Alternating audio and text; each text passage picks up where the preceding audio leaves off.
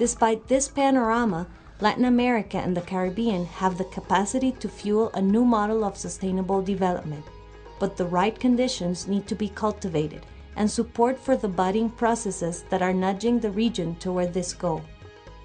A more sustainable development model needs to be implanted, one based on sustainable use of natural resources, fair distribution of the benefits of nature and genetic resources, and genuine valuing of the traditional knowledge of indigenous peoples.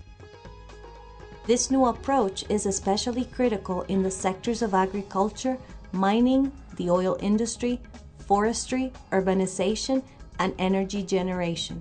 Investment in social development, research, and environmental management should be considered fundamental to break the cycle of poverty and dependence.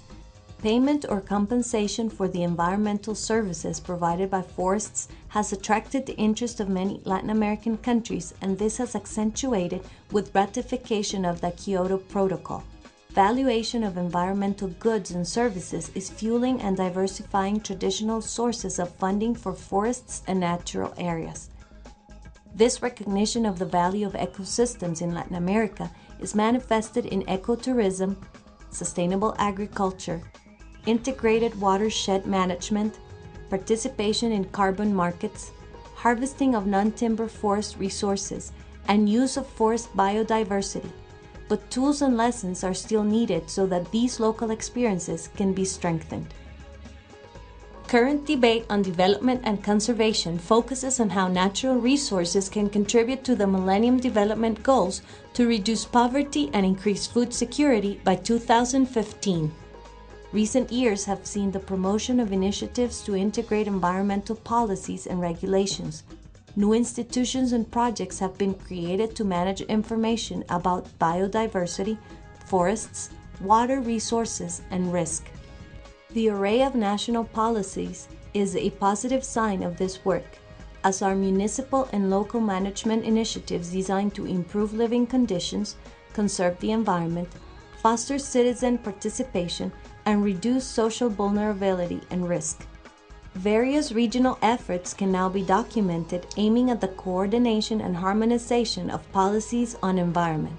Government commitment is essential if these efforts are to be consolidated. Commitment to strengthen institutionality, put policies into practice, and apply existing laws and regulations.